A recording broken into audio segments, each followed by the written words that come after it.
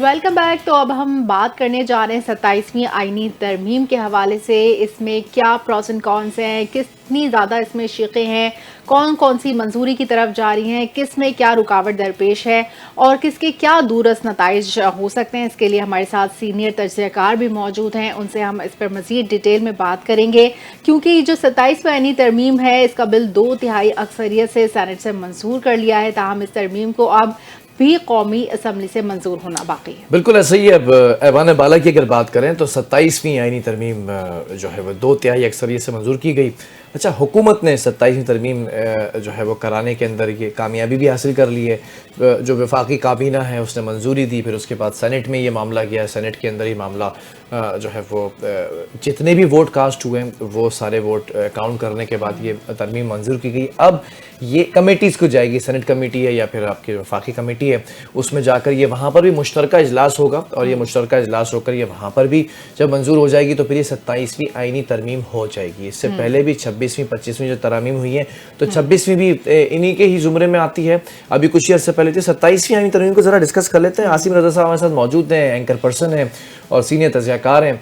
आसिम साहब अस्सलाम वालेकुम, गुड मॉर्निंग। अस्सलाम वालेकुम। वालेकुम अस्सलाम, गुड मॉर्निंग जी, क्या हाल है आप लोगों का? अल्हम्दुलिल्लाह। आप क्या समझते हैं ये 27वीं आईनी तरमीम अब सेनेट तक तो मामला पहुंच गया और सेनेट के अंदर कल हमने देखा कि बखूबी ये मंजूर हो गई है और गर्मा गर्मी दिखाई दी, शोर शराबा था और फिर हमने एक बड़े जो शॉकिंग वो मामला थे वो देखे कि एक तरफ पीटीआई के सेनेटर थे, दूसरी तरफ वो मौलाना फजल रहमान के फे के जो है वो सेनेटर थे, इन्होंने भी वोट कास्ट किया, फिर एक तरफ झंडे फाड़े, नारेबाजी हुई है। इस तमाम सिनेरियो को अपने इनिशियल कमेंट में कैसे पिरोएंगे आप? जी थैंक यू वेरी मच जी। देखें, क्योंकि हम लोग वहाँ पे मौजूद थे और हमारे काफ़ी सीनियर और भी दोस्त थे वहाँ पे, हम लोगों ने अपने सारी चीज़ें अपनी आई विटनेस की हैं। देखें, एक तो बड़ी हैरान कुन बात यह है कि आपने कोई डिक्लाइन का वोट नहीं दिया अपोजिशन की जानिब से। अपोजिशन का मतलब ये नहीं होता कि वहाँ पे आप धमाल डालें या फिर आप करारदाद की कॉपियाँ फाड़ें, नारेबाजी करें और बाहर निकल जाएं। आपको अपना वोट रजिस्टर्ड कराना होता है, चाहे आप उसके अगेंस्ट डाल रहे हों चाहे उसके हक में डाल रहे हों। तो अभी तो उसको एक किस्म का आपने लेवरेज दे दिया, ये 26वीं तरमीम में किया गया कि आपने उसके अगेंस्ट एक वोट भी नहीं डाला। मतलब तारीख में ये चीज़ रकम हो गई है कि ये चीज़ 2/3 अक्सरियत से पास होगी। वन साइडेड मीन्स कि उसमें कोई उसके खिलाफ वोट नहीं डाला गया। अच्छा, जहाँ पे बात आप लोग कह रहे हैं कि जी इसके अंदर जो वहाँ पे हालात थे, हालात ये थे कि सरप्राइज तो हमें भी नहीं था, हमें भी अंदाजा था कि क्योंकि फैसल वाडा ने इस चीज़ का ऐलान कर दिया था कि नंबर गेम पूरी है। 65 का उन्होंने अपना नंबर शो कराया हुआ था और वो कह रहे थे कि हमारे पास मेंबर्स हैं, और वो कैसे पूरे होते थे वो हमें कल नजर आ गया। इरफान सिद्दीकी साहब, अल्लाह उनको ग़रीक़ रहमत करे, वो वफात पा चुके हैं। कल तक वो आईसीयू में थे जी। 2 वोट उनको दिए, एक दिया JUI के मोहम्मद खान साहब ने और एक दिया सैफुल्लाह अबड़ो साहब ने। हुआ ये कि फलकनाज साहिबा उनको लेके जाने के लिए एहतजाज में और प्रोटेस्ट के लिए आगे ला रही थी और वो खड़े होकर वोट दे रहे थे। वो बड़ी अजीब सी सिचुएशन थी। बीच में फिर एकदम डॉक्टर हुमायूं मोमिन जो हैं सेनेटर, उन्होंने शोर डाल दिया कि जी काउंटिंग दोबारा होगी, क्योंकि जो हुकूमती मिनिस्टर्स हैं को 5 पीछे खड़े हुए थे, जिसमें हमने देखा कि तलाल चौधरी भी थे, जिसमें खेलदास कोहिस्तानी और भी कुछ 4-5 उनके मिनिस्टर्स वहाँ पे थे, ख्वाजा आसिफ साहब थे। उनके बारे में कहा कि जी उनको भी काउंट कर लिया गया, तो ये रिकाउंटिंग हमें नहीं मालूम कि आप लोगों ने कैसे की है। तो उसके बाद उन्होंने फिर काउंटिंग कराई थी। तो फिर हमने देखा कि मोहम्मद खान साहब और जो सैफुल्लाह अबड़ो हैं, ये दोनों फिर खड़े हुए और उन्होंने अपना वोट काउंट कराया, हुकूमत के पलड़े में अपना वोट डाला। अब ये पीटीआई के लिए हैरत अंगेज इंकशाफ शायद हो सकता है, लेकिन मेरा नहीं ख्याल कि उनका इंकशाफ उनको पहले पर इल्म ना था, क्योंकि ये दोनों साहिबान जो हैं वो उनकी कंपनीज हैं कंस्ट्रक्शन की, और उनके जो गवर्नमेंट के बड़े बड़े ठेके हैं, अलमारूफ कंपनीज हैं, मैं उनका नाम तो नहीं लूँगा, वो उनकी कंपनीज हैं। तो अब आप ये देख लीजिए कि जो अरबों खरबों के बिजनेस करने वाले हैं लोग और उनका जो मफाद बीच में आता है, तो अपने बिजनेसेस को कोलैप्स तो नहीं कर सकते, या उनके साथ वो वफादारी निभाने के जो इत्मीनाद साजी होती है उसके अंदर उन्होंने डेफिनेटली अपना वोट डालना था। और वो चीज़ इल्म में थी कि कुछ ना कुछ होगा। कुछ 4-5 सेनेटर्स के बारे में आ रहा था कि शायद उनका कुछ टूटने की खबरें हैं, लेकिन ये 2 तो सामने वाजे खुल के सामने आ गए। अच्छा, अब उसके अलावा इस तरमीम को पास करने के लिए जो 48 शिकें हैं, शिकवार इनकी मंजूरी दी गई اور اس کے بعد پھر ایک کنسنٹ کے لیے ووٹ کے لیے ان کو ایک کمرے میں بھیجا جاتا ہے، اس کے اندر ان کو باقاعدہ تحریری طور پہ اپنا ووٹ کاؤنٹ کروانا ہوتا ہے، پھر ان کو باہر آ کے اس کو پول کرنا ہوتا ہے. وہ پروسیجر اڈاپٹ کیا گیا. اسپیکر جو تھے وہ کیونکہ پیپلز پارٹی کے ہیں، یوسف رضا گیلانی صاحب، انہوں نے اپنا ووٹ کاؤنٹ نہیں کیا، حالانکہ وہ بھی ڈال سکتے تھے. ہاں اس وقت ضرور ہو سکتا کہ جس میں اگر ایک آدھ ووٹ جو تھا کم ہوتا تو وہ پھر اپنا ووٹ کاؤنٹ کرتے اور اس حکومت کے پلڑے میں اپنا ووٹ ڈالتے. لیکن یہ ہوا کہ اس کے بغیر ہی 64 اراکین جو تھے ان کو مل گئے اور یہ سینٹ سے پاس کر لیا گیا. تو اس کو انہوں نے کہا کہ جی علی بابا اور 64 چور، یہ پی ٹی آئی والے نعرے لگا رہے تھے وہاں کے. اور ایک وقت میں فلک ناز نے کہا کہ جی 63 ووٹ ہیں. شاید ان کو ابڑو صاحب نظر نہیں آئے تھے اور وہ شاید اپنے بندے پر اعتماد کرتے ہوئے یہ کہہ رہے تھے کہ شاید وہ نہیں ووٹ دیں گے. لیکن جیسے ہی وہ کھڑے ہوئے تو وہ 64 کا پورا فگر ہو گیا اور یہ سینٹ سے اپروو ہو گئی. اچھا، حکومت نے اس دفعہ قومی اسمبلی کی جگہ پہلے اس کو سینٹ سے پاس کروایا ہے. اسحاق ڈار صاحب نے اس سے پہلے تقریروں کے لیے اسپیکر صاحب نے سب کو موقع بھی دیا، اس پہ سب نے اپنا ریکارڈ بھی احتجاج کرایا، جو باتیں کی جانی تھیں وہ کی گئیں. لیکن یہ ایک اچھوتا اس میں ایکسپیرینس ہم نے دیکھا ہے کہ اس دفعہ سینٹ سے پہلے اس بل کو یا اس ترمیم کو پاس کرایا گیا ہے. اس کے بعد یہ آج نیشنل اسمبلی میں لے کے جائیں گے. وہاں پہ تو ان کے پاس اکثریت آلریڈی موجود ہے. اس میں انہوں نے مولانا صاحب کے بندے کو ضرور توڑا ہے، لیکن مولانا صاحب کی اس طرح جو 26ویں ترمیم کے اندر ضرورت تھی اس کو انہوں نے محسوس نہیں کیا گیا. تو وہ لیفٹ الون والی بات تھی. ان سے ریکویسٹ ضرور کی گئی کہ آپ ہمارا ساتھ دیں، لیکن یہی ہوا کہ ان کو ایک سائڈ پہ ہی رکھا گیا اور وہ پی ٹی آئی کے ساتھ احتجاج میں شامل رہے. سینیٹر کمران مرتضیٰ بھی ان کے ساتھ تھے اور ان کے دیگر جو تھے. تو یہ صورتحال تو تھی اس کو پاس کرانے کے پروسیجر کے حوالے سے. اب باری آتی ہے کہ یہ اس کی ضرورت کیوں تھی 27ویں ترمیم کی. 27ویں ترمیم کی ضرورت کیونکہ ابھی تو ہم 28ویں بھی سوچ رہے ہیں. یہ 26ویں ترمیم کے جو لیفٹ اوورس تھے، یعنی کہ جو 56 نکات یا 54 نکات جو 26ویں ترمیم کے تھے جن کو کٹ ڈاؤن کیا گیا تھا مولانا صاحب کی وجہ سے اور دیگر جماعتوں کی وجہ سے، اس میں جو چیزیں شامل ہونی تھیں جن کو حذف کر دیا گیا کیونکہ صرف اس ترمیم کو 26ویں ترمیم کو پاس کرانا تھا، تو اس میں انہوں نے اس کو پھر یہ کہا کہ اب اس کو اس ترمیم میں لے آئیں، کیونکہ انہوں نے طے کر لیا تھا. مولانا صاحب نے کہا کہ میرے ساتھ تو یہ معاملہ طے ہو گیا تھا کہ جو آئینی کورٹ ہے وہ نہیں بنے گی، جس کی جگہ بینچ بنائی گئی تھی اور ججز کے پوسٹنگ ٹرانسفر والے معاملات تھے.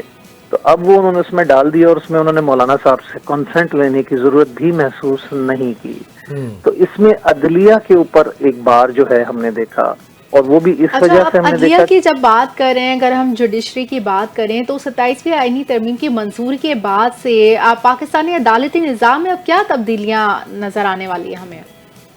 جی دیکھیں، جو جوڈیشل ایکٹیویٹزم تھا اس میں جو جوڈیشری کی طرف سے ہم نے افتخار چودھری صاحب کے زمانے میں اور اس کے بعد بھی ہم نے اس کا کچھ تسلسل دیکھا، جو ایگزیکٹو کے معاملات میں مداخلت ہوتی تھی، حکومتوں کو فارغ کیا گیا، 2 وزرائے اعظموں کو اس طرح فارغ کیا گیا جیسے کہ دودھ میں سے مکھی نکال کے باہر پھینکی جاتی ہے. اس تمام چیزوں کا یہ شاخسانہ ہے. اس کو میں کچھ تھوڑی سی غلطیاں عدلیہ کی طرف سے بھی کہوں گا کہ عدلیہ کے ہی اپنے کیے ہوئے ان کے سامنے آ رہے ہیں، ان کے بیہیویئرز اور ان کے جو ایک سوموٹو کا شوق تھا. اس کے بعد یہ چیز ڈیسائیڈ ہوئی، کیونکہ اس میں پیپلز پارٹی بھی اس چیز کی ڈسی ہوئی ہے، اس میں نون لیگ بھی اس چیز کی ڈسی ہوئی ہے. تو اس کے بعد اب دو کورٹس بن جائیں گی. اختیارات کا جسے کہہ سکتے ہیں توازن جو ہے وہ 2 کورٹس کے درمیان ہوگا، اور اس میں اب یہ دیکھنا ہوگا کہ آئینی کورٹ کون سے کیسز سنے گی اور جو سپریم کورٹ ہوگی وہ کون سے کیسز سن سکے گی. کیونکہ آپ کو میں یہ بتاؤں کہ نارملی 90 سے ابو جتنی پرسنٹیج ہوتی ہے کیسز کی، اس میں کوئی نہ کوئی جو آئین کی شک ہوتی ہے اس کی وائلیشن ہوتی ہے، تبھی تو وہ کیسز سپریم کورٹ میں جاتے ہیں. ٹھیک ہے، دیکھنا یہ ہوگا ان کے اختیارات کیا بنیں گے. پھر جو اسلام آباد ہائی کورٹ کے 6 ججز کا معاملہ تھا، 2 کے اوپر تو ویسے ہی ایلیگیشن آ چکا ہے، 2 میں ابھی ہم نے کوئی کاروائی دیکھی نہیں، لیکن ایک کے اوپر جعلی ڈگری کا معاملہ ہے، ایک جو ہے دھوری نیشنلٹی والے ہیں، ان کے اوپر بھی تھوڑے عرصے میں ہی ہم دیکھیں گے کام شروع ہو جائے گا. اس کے بعد رہ جائیں گے 4 ججز. تو وہ جو ایک سیاسی گڑھ بن گیا تھا عدالتوں کے اندر اور ایک گروپس کا صورت میں ہم نے دیکھا تھا صورتحال بن رہی تھی جس میں عدلیہ کے کاموں کو متاثر نہ صرف کیا جا رہا تھا بلکہ عدلیہ متنازع ہوتی جا رہی تھی. اس کو توڑنے کے لیے دیگر ممالک کی طرح یہ اختیار آ گیا ہے حکومت کے پاس، کیونکہ ایگزیکٹو اور عدلیہ آمنے سامنے اس وقت ہمیں نظر آ رہی ہے کہ ان کی ٹرانسفر پوسٹنگ ان کے کنسنٹ کے بغیر کر دی جائے. ٹھیک ہے، یعنی کہ ان سے پوچھا بھی نہ جائے. اگر وہ نہیں مانیں گے تو دوسری صورت میں یہ इस चीज के ऊपर ये चीज बाउंडिंग होगी, यानी मतलब मेरा पूछने का ये है कि अब हम सुप्रीम किसको कहें, पार्लियामेंट को कहें, सुप्रीम कोर्ट को कहें, हाई कोर्ट को कहें, मतलब किसका फैसला सुप्रीम है? देखिए, इस वक्त तो हमें अदलिया की सुप्रीमेसी नहीं नजर आ रही, हमें इस पार्लियामेंट की सुप्रीमेसी नजर आ रही है, क्योंकि जुडिशली जो एक जुडिशरी की एक सुप्रीम जुडिशल काउंसिल है, या आपके जो उनकी सबसे इम्पोर्टेंट जो बॉडीज हैं उसके अंदर भी पार्लियामेंटेरियंस की शिरकत है, और उसमें वोटिंग होती है, फैसले कंसेंट से नहीं होते या फिर वहाँ पे जजमेंट नहीं होती, वहाँ पर वोटिंग होती है, और उसमें जजेस की सिलेक्शन भी है, उसके बाद जजेस के खिलाफ कार्रवाई करने के लिए जो इख्तियारात हैं उसको भी देखा जा सकता है। तो पार्लियामेंट की सुप्रीमेसी हमें नजर आ रही है, और अदलिया जो है एक एग्जेक्टिव के अंडर काम करने वाला इदारा बनता नजर आ रहा है हमें। जो एक कॉन्स्टिट्यूशनल पोस्ट होती थी, वो कॉन्स्टिट्यूशनली जो पोस्ट है जजेस की, वो एक लिहाज से आप समझे उसको खत्म कर दिया गया है। अच्छा आसिम साहब, जरा ये बताइए कि 27वीं अमेंडमेंट, इसके अंदर हमने देखा कि इसकी मंजूरी होती है, सियासी जमातों की कहीं पर हिमायत है, कहीं पर मुखालफत है। इस पूरे पैटर्न को अगर पार्लिमानी सियासत को अगर आप देखें, अपने माइक्रोस्कोपिक एनालिसिस को सामने रखें, how do see this thing कि ये पार्लिमानी सियासत किस तरफ जा रही है, रुझानात क्या हैं? देखिए, अनफॉर्चुनेटली पाकिस्तान के अंदर जो है हर जमात जो है, जब वो अपोजिशन में होती है वो सबसे बड़ी जमहूरी जमात होती है, जब वो हुकूमत में होती है तो वो बदतरीन जमहूरियत की मुखालिफ जमात होती है, यानी कि उसका हर फैसला, हर कदम, हर उसकी आइन शिकनी की तरफ जा रहा होता है, और वो जमहूरियत से बिल्कुल दूर दूर तक उसका कोई वास्ता नहीं होता। ये तमाम चीज़ें इनको जब ये अपोजिशन में आते हैं तो इनको जमहूरियत और आइन नज़र आता है। हम यही देख रहे हैं कि जितनी भी जमातों ने इसके अंदर पार्टिसिपेट किया, वो माजी में इन तमाम चीज़ों के अंदर वो विक्टिम रहे, और जो अभी विक्टिम है वो माजी में हुकूमत में रहे और वो इन्हीं चीज़ों को प्रमोट करते रहे। बाजवा साहब की एक्सटेंशन के मामलात को देख लें, आज नून लीग भी रिग्रेट करती है, पीटीआई के साथ साथ पीपल्स पार्टी भी रिग्रेट करती है, लेकिन जब उनको करना होता है, जब वो इक़्तिदार में होते हैं तो उनके पास कोई और ऑप्शन नहीं होती, और वो बड़ी खुशी खुशी ये काम कर रहे होते हैं, क्योंकि उनको अपने इक़्तिदार को दुआम देना होता है। अपने इक़्तिदार के दुआम की खातिर हर वो काम जो गैर जमहूरी होता है उसको करने के लिए तैयार हो जाते हैं। अभी 26वीं तरमीम जो है वो ऑलरेडी सब्जुडिस्ड है, उसको चैलेंज किया हुआ है, उसके केसेस चल रहे हैं, उसके ऊपर अभी हियरिंग हो रही है सुप्रीम कोर्ट में। ये 27वीं तरमीम आ गई क्योंकि पार्लियामेंट का ये इख्तियार है कि वो कोई भी कानून साजी कर सकती है अगर उसके पास अक्सरियत हो। अभी 2/3 अक्सरियत मिलने के बाद हुकूमत के पास ये फ्री हैंड है कि वो आराम से जो कानून चाहे वो बना सकते हैं। अब इसमें अगर हम देखते हैं जुडिशरी की पावर्स की कमी के हवाले से, उनके पोस्टिंग ट्रांसफर के हवाले से, फिर उनके बाद हम सुप्रीम कोर्ट में 2 कोर्ट्स को देखेंगे, एक कॉन्स्टिट्यूशनल कोर्ट होगी और एक नॉर्मल सुप्रीम कोर्ट होगी, तो इन दोनों के दरमियान इख्तियारात का डेफिनेटली टकराव होगा। बिल्कुल ऐसा ये टकराव तो होगा, इसकी भी वजाहत आपसे लेंगे, जरा आप इसको किस तरह से देखते हैं। दूसरी चीज ये आसिम साहब, आपने कहा कि जब हुकूमतों में होते हैं ये सियासी लीडरान तो खुशी खुशी मिनवान जैसे पर्चा मिलता है वैसे ही अप्लाई कर दिया जाता है, लेकिन जब अपोजिशन के अंदर होते हैं या जब एहतजाज की कॉल देते हैं तो उस वक्त ही सारी पोल पट्टियां खोल के सामने रखते हैं कि हमारे ऊपर बड़ा प्रेशर था और हमें रिग्रेट किया जाता है। चाहे आप पीटीआई के लीडर को देखें, चाहे आप वो नून लीग के लीडरान को देखें, शिकवे शिकायतें करते नजर आते हैं। आपकी बात से मैं ये अखज़ कर रहा हूँ कि अभी भी कुछ ऐसा ही हुआ है क्या? ये 27वीं आईनी तरमीम क्या जल्दबाजी में खुशी खुशी कर दी गई है या प्रॉपर प्लानिंग के साथ की गई? देखिए जी, जल्दबाजी में तो इसको हम नहीं कह सकते, क्योंकि इसकी प्लानिंग जब 26वीं तरमीम कर रहे थे उसी वक्त कर ली गई थी। फैसल वाडा जो बयान कर रहे थे ना, 27वीं तरमीम का नारा लगाते थे, अब 28वीं का भी लग रहा है कि जो इसमें लेफ्ट ओवर होगा वो उसमें कर लिया जाएगा। अब उसमें 18वीं तरमीम को रोल बैक करने की बात की जाएगी, क्या की जाएगी, लेकिन ये आने वाला वक्त ही बताएगा। लेकिन ये प्लानिंग के साथ हुई है और इसका मैं इसलिए भी जल्दी कह रहा हूँ क्योंकि बाकू में थे वजीर आज़म साहब शहबाज शरीफ साहब, और जब वफाकी काबीना का इजलास हुआ है, मीटिंग हुई है, तो वीडियो कॉल के बजरिया वीडियो कॉल पे थे। मतलब इतना भी इंतजार नहीं किया गया कि वापस आ जाते फिर बात कर। फिर आपने कहा कि ये सेनेट में चले गया मामला डायरेक्ट, तो जल्दबाजी नजर नहीं आ रही है? जल्दबाजी तो नहीं थी, क्योंकि एक दिन पहले ये मुतवक्के थी कैबिनेट के इजलास में इसको अप्रूव करना था। अप्रूव करने के लिए इन्होंने 14 तारीख से पहले इसको पास करना है। मैं आपको ये बता दूं, हमारे पास जो इतलात हैं उनको डेडलाइन 14 तारीख की है, और ये जल्दबाजी इस लिहाज से इसको पास कराने के लिए जल्दबाजी है, लेकिन इसकी तैयारी के लिए मुसवदा वगैरह और इसके ऊपर जो जिसे कहते हैं ना सैर हासिल गुफ्तगू, और इसके ऊपर जहन जो ब्रेन स्टॉर्मिंग वगैरह थी वो 26वीं तरमीम के साथ ऑलरेडी हो गई थी। और उसी वक्त ये एक ایک بن چکا تھا ذہن کی 27ویں ترمیم لائی جائے گی اور اس کے بعد ہم جو پوری ڈیموگرافی ہے آپ کی ہائرارکی کے حوالے سے اور ہر چیز کے حوالے سے اس کو چینج عدلیہ کے حوالے سے بیسکلی کہا جا رہا ہے اس کو چینج کیا جائے گا. دیکھیں یہ بڑا انفارچونیٹ ہے کہ ہمارے فورسز کے جوان شہید ہو رہے ہیں, ہمارے لوگ شہید ہوتے رہے. ہم نے ماضی میں بھی دیکھا کوئی ایک عدالت کسی ایک صوبے کی عدالت ہائی کورٹ جو ہوتی ہے وہ دہشت گردوں کو نہ صرف ضمانتیں دے دیتی ہے بلکہ ان کے حق میں فیصلے آنے شروع ہو جاتے ہیں, اور اس میں اس کی وجوہات کوئی بھی ہوں. ہم نے پہلے بھی ایسے ججز دیکھے جو یہ کام کرتے رہے. ہم نے دیکھا کہ فورسز جو تھی دہشت گردوں کو پکڑتی تھی ان کے اوپر کیسز بنتے تھے لیکن ہائی کورٹ میں جا کے ان کو بیل مل جاتی تھی یا وہ بری ہو جاتے تھے, اور وہ اس طرح کے کیسز تھے کہ جس کے اندر آپ نے دیکھا کہ اے پی ایس جیسے جو معصوم بچوں کے قاتل تھے ان تک کو مطلب ریلیف مل گیا تھا. اسی طرح بلوچستان کے اندر اگر ہم دیکھیں مسنگ پرسن والا ڈرامہ جو ہے اور وہ سپریم کورٹ تک آ گیا اور اس کے اندر بھی بہت سارے معاملات ایسے ہی آ جاتے ہیں, تو ان کو دیکھتے ہوئے کہیں نہ کہیں کوئی نہ کوئی بیریئر کوئی نہ کوئی قانون کے حوالے سے ایسی چیز دیکھنی تھی کہ ججز جو ہیں وہ ایک دوسرے کو کہتے ہیں نا کہ پیٹی بھائی جو ہوتے ہیں وہ ایک دوسرے کا خیال بڑا کرتے ہیں, تو وہ ایک دوسرے کو مطلب ڈیفینیٹلی وہاں پہ ان کے خلاف کاروائیاں نہیں ہوتی تھیں اور وہ اپنے کام کیے جا رہے تھے. اس کا ملک کو نقصان ہو رہا تھا, اس کا ملک کو. اچھا اس کے بعد اب یہ سیاسی معاملات آ گئے. جب سیاسی معاملات آئے جس میں پاکستان تحریک انصاف کے معاملات ہیں یا دیگر اپوزیشن جماعتوں کے معاملات ہیں یا پھر ایسے معاملات جنہوں نے پاکستان کی یکسر جو حیت تھی خاص طور پہ آپ کی سیاست کی اس کو تبدیل کیا, جس میں آپ کے الیکشن کمیشن کے حوالے سے بھی باتیں ہیں, اس کے اندر چیف الیکشن کمشنر کے حوالے سے بھی بات آ رہی ہے, ان کی تبدیلی ان کو تعیناتی کے حوالے سے, ان کے ممبران کے حوالے سے. یہ 5 لوگ ہوتے ہیں. پہلے یہ ہوتا تھا کہ جس سندھ نے کہہ دیا کہ جی ہمیں یہ بندہ چاہیے اس کو لگا دیا جاتا تھا, پشاور نے کہہ دیا ہمیں یہ بندہ چاہیے اس کو لگا دیا جاتا تھا, بلوچستان کی فرمائش آتی تھی اس بندے کو لگا دیا جاتا تھا, سندھ کا اپنا الگ بندہ ہوتا تھا وہ ممبر بن جاتا تھا.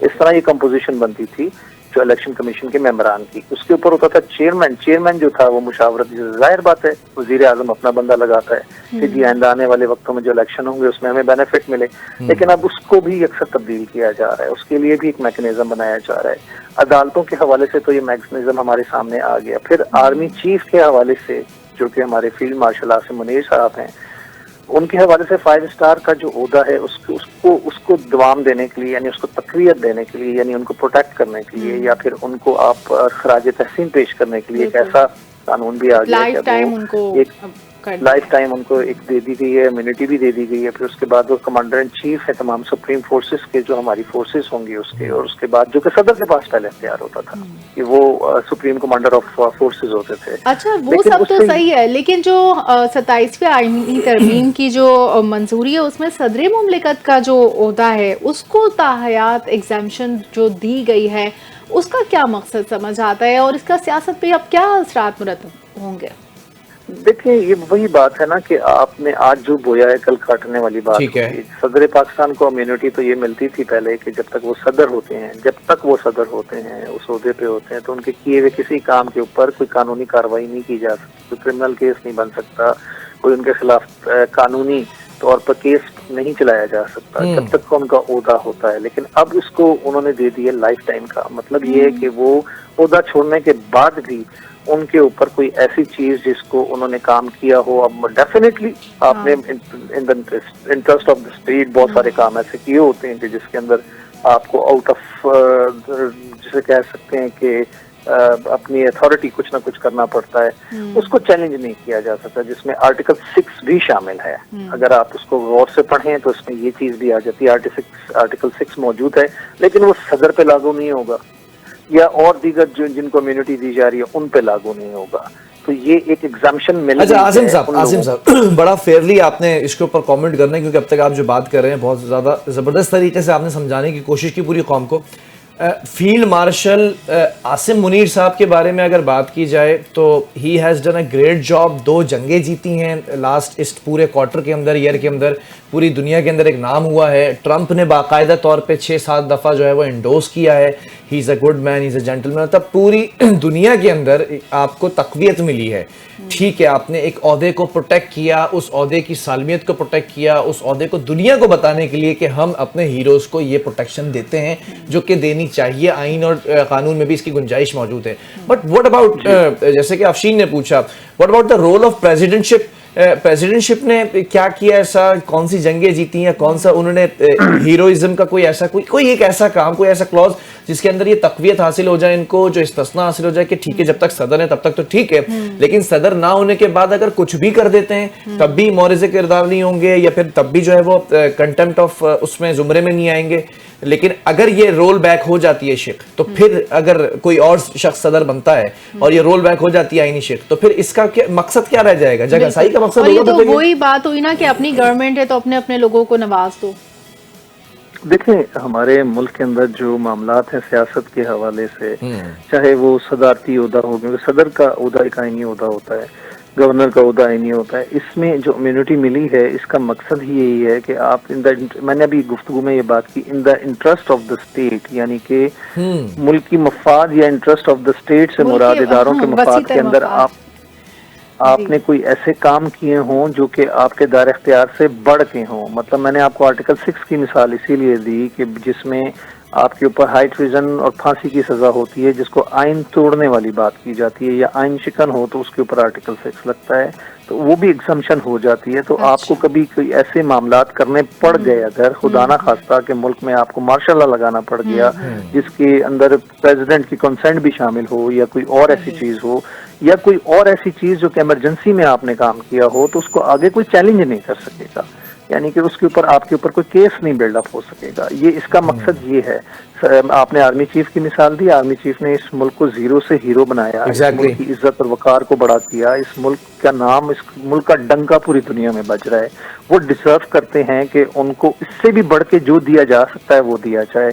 लेकिन मैं सदर पाकिस्तान के ओहदे को इसके साथ पैरेलल इसलिए रखूंगा क्योंकि पहले सुप्रीम कमांडर जो थे वो सदर पाकिस्तान थे, अब आर्मी चीफ या फील्ड मार्शल का ओहदा जो है उसके पास ही इख्तियार चले जाएंगे।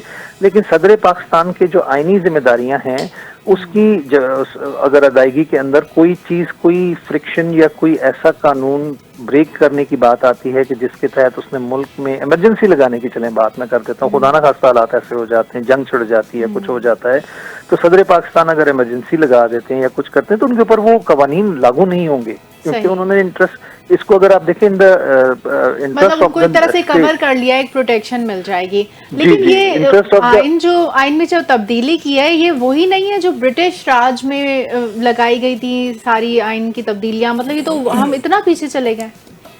नहीं, देखिए ये तो मुशर्रफ साहब के जमाने में भी हुआ था, जब सुप्रीम कोर्ट ने खुद 3 साल का उनको आइन में तब्दीली का इख्तियार दे दिया था। आपको अगर याद हो, अगर आपने स्टडी किया उसको, तो ये सिर्फ ब्रिटिश राज नहीं है। देखें, जो आइन होता है ना वो एक रिटन स्टेटमेंट होती है जो कि कंसेंसस से सियासी जमातों के या फिर आपके असेंबली के मेंबरान मिलकर बनाते हैं। वो कोई ऐसा लॉ नहीं है कि जिसको आप तब्दील नहीं कर सकते। आपके पास 2/3 मेजोरिटी मौजूद है, आप उसको तब्दील कर सकते हैं। अगली कोई भी हुकूमत आएगी उसके पास 2/3 मेजोरिटी अगर हुई तो वो इन चीजों को रिवर्स भी कर सकती है। जैसे 18वीं तरमीम है, पीपल्स पार्टी ने करवाई थी, अब 2/3 मेजोरिटी में ये हुकूमत मौजूद है, ये रिवर्स भी कर सकती है अगर पीपल्स पार्टी उनके साथ शामिल हो जाए, या जो भी आगे गवर्नमेंट आएगी वो कोई भी आईनी तरमीम जो है उसको रिवर्स कर सकती है। इसमें कोई ये नहीं होता कि ये पत्थर पे लकीर बन गई है। लेकिन उसके लिए हाँ लवाजमात आपको पूरे करने हैं, उसके लिए जो उसकी रिक्वायरमेंट्स है वो आपको लाजमी पूरी करनी है, जिसमें 2 सीरियस चाहिए। उसके अंदर आपको अर्शिक जिसे कहते हैं ना, अक्रेजी करते हुए उस चीज के अंदर से बुराइयां निकाल के जो मुल्क के मफाद के अंदर, क्योंकि हर चीज का कोई ना कोई रिएक्शन होता है, क्योंकि हालात व वाकयात को देखते हुए तरामीम की जाती हैं। कानून के अंदर मुल्की हालात चेंज होते रहते हैं, दुनिया के हालात चेंज होते रहते हैं, ज़रूरियात बढ़ती जाती हैं, कुछ ना कुछ आपके मामलात में गड़बड़ होती है, तो उसको देखते हुए तब्दीलियां की। आसिम साहब अभी हमने रिसेंटली जो जंगें जीती हैं उसमें ऑब्वियसली सबसे आगे सर फहरिस्त जो किरदार है वो मिलिटरीली हम स्ट्रॉन्ग थे, हम जो टैक्टिकल वेपन्स थे उसकी वजह से हम बड़े साउंड थे, जिसकी वजह से हमने राफेल भी गिराए, हमने अमरीकी ड्रोन्स भी गिराए, हमने जो है वो बहुत सारी टेक्नोलॉजीज़ को मलिया मेट किया। इस तमाम सिनेरियो को अपने दिमाग में रखिएगा and what I am gonna ask, इसको ज़रूर आप जो है वो अपने माइक्रोस्कोपिक एनालिसिस के अंदर रखते हुए पूरी कौम को बताएं। एक ओहदा है जॉइंट चीफ ऑफ स्टाफ, उसको हमने जो है वो ख़त्म किया है, और फिर हमने कमांडर ऑफ डिफेंस के ओहदे को, जो कि तमाम फ़ौज के इस वक्त सरबराह होंगे मुशतरका तौर पर, कितनी तक़वियत मिलेगी, कितनी स्ट्रेंथ मिलेगी हमारी मिलिट्री को इस पूरे स्ट्रक्चर को रीस्ट्रक्चर करने की वजह से? देखें, जो जॉइंट चीफ ऑफ स्टाफ वाला ओहदे की आप बात कर रहे हैं, ये बेसिकली ट्राई फोर्सेस के लिए ये एक ओहदा था لیکن یہ نارملی ہوتا یہ تھا کہ ہماری آرمی جو ہے زیادہ تر یہ ہوتا انہی کے پاس آتا تھا، اور ہمارے آرمی کے جو سینئر موسٹ جنرل ہوتے تھے، جو 4 اسٹار ہی ہوتے تھے، جس طرح بصائر شمشاد مرزا صاحب ہیں یا جو بھی پہلے رہے، زبیر حیات صاحب تھے یا جو بھی تھے، ان کو دے دیا جاتا تھا، جو آرمی چیف سے سینئر بھی ہوتے تھے، اور ان کو اعزازی طور پر دس از سرمونیل، ایک جسے ہم کہہ سکتے ہیں نا کہ وہ عہدہ تھا جو کہ تینوں چیفز کی سربراہی کرتا تھا. لیکن اب پریکٹیکلی اگر ہم دیکھیں تو جو نیا عہدہ بنایا گیا ہے آئین کے تحت، اس عہدے کو ختم کر کے جو فیلڈ مارشل 5 اسٹار جنرل ہے وہ پاکستان میں ایک ہی ہو سکتا ہے، ایٹ اے ٹائم ایک ہی ہوتا ہے، اور وہ لائف ٹائم ہوتا ہے. جب وہ ہوں گے تو پھر آٹومیٹکلی اس عہدے کی ضرورت نہیں رہتی، اور یہی ان تینوں عہدوں کو کمانڈ کریں گے، اور اس کے اوپر ان کو ہم دیکھیں گے اتھارٹی ان کے پاس ہوگی. تو ان دونوں چیزوں میں تھوڑا سا فرق، ایک تو آپ کا جو پروموشن ہونے کے بعد 5 اسٹار ہونے کے بعد اور 4 اسٹار کے درمیان تھا. تو اس کے بعد جب ایک عہدے کی ضرورت نہیں ہے جوائنٹ چیف کی، کیونکہ جوائنٹ چیف کا مطلب ہی یہی ہے کہ وہ سارے جو چیفز ہیں ان کے اوپر بیٹھے ہوئے ہیں یا ان کے اوپر وہ سپرویژن کر رہے ہیں. وہ ایک سپرویژنی ایک قسم کا آپ کا عہدہ نظر آتا تھا، لیکن اتھارٹیٹیو نہیں تھا. لیکن یہ عہدہ اتھارٹیٹیو ہے، اس کے اندر کمانڈ ان کے پاس ہوگی. ٹھیک ہے، بہرحال بہت اچھے سے آپ نے اس کو سمجھانے کی کوشش کی. بہت شکریہ عاصم صاحب ہمارے ساتھ موجود. عاصم مرزا، اور ایوان بالا کے اندر یہ آئینی ترمیم اکثریت سے جو ہے وہ منظور کر لی گئی ہے. اب یہ معاملہ جانا ہے کمیٹیز کی طرف. اب قومی اسمبلی کا اجلاس جو ہے وہ جاری و ساری ہے، اس پر بھی جو ہے وہ ذرا سا اپڈیٹ کرتے چلیں آپ کو کہ جس طرح سے یہ اکثریتی طور پر منظور کی گئی ہے. اب یہ قومی اسمبلی ہو اور جو قومی کمیٹی ہے اسمبلی کی، اور پھر اس کے بعد سینٹ کمیٹی ہے، اس میں اب یہ منظور ہونا ہے، then that would be the amendment ان پھر یہ بل باقاعدہ پاس ہو کے نافذ العمل ہو جائے گا، اور پھر آنے والی نسلوں تک یہ پھر ٹرانسفر ہوتے جائیں گے. صدر مملکت کے پاس جائے گا سائن ہونے کے لیے. جی دوبارہ فرمائیے گا. صدر مملکت کو بھیجا جائے گا دونوں سیشنز سے ایوانوں سے پاس ہونے کے بعد، اور وہ 15 دن کے اندر اندر اس کی منظوری دیں گے، پھر یہ قانون بنے گا. ٹھیک ہے، بہرحال بہت شکریہ. اور پروگرام کا وقت بھی ختم ہو چکا ہے. مجھے، میری پوری ٹیم کو اور کو ہوسٹ کو، ہمارے گیسٹ کو دیجیے اجازت. اللہ حافظ.